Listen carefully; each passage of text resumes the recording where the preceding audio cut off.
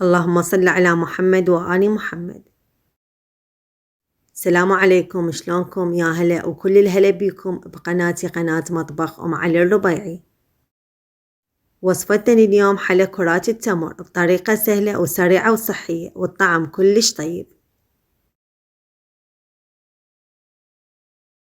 وتعالوا نشوف المكونات وطريقة العمل. بسم الله الرحمن الرحيم.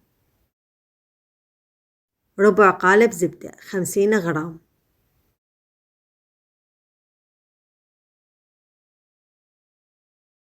وبعد ما ذابت عندي الزبدة أضيف عليها كوبين من التمر، وأكيد التمر بدون نوع. أحمس التمر على نار هادئة مع التقليب إلى أن التمر يموع ويصير عندي مثل عجينة.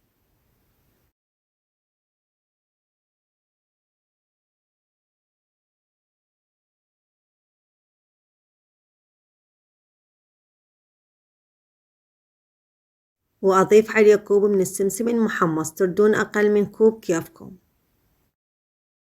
ربع كوب جوز عين الجمل، ربع كوب فستق حلبي، نص ملعقة طعام هيل مطحون،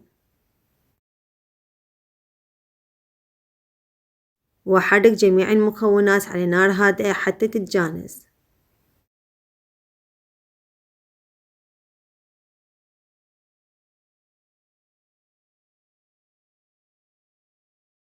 وأضيف عليه ربع كوب راشي، الراشي يخليها طرية وينطيها طعم كلش طيب.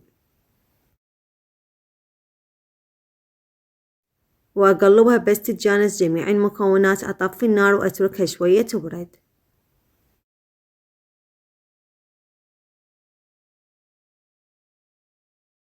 إن شاء الله أخلي المكونات بصندوق الوصف.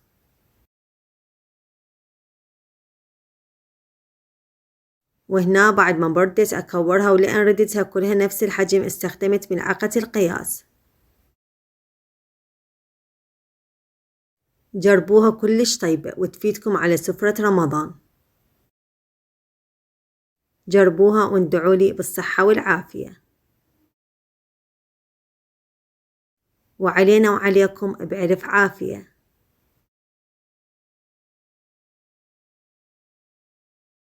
إذا أعجبكم الفيديو لا تنسون اللايك والاشتراك بالقناة. مع ألف سلامة.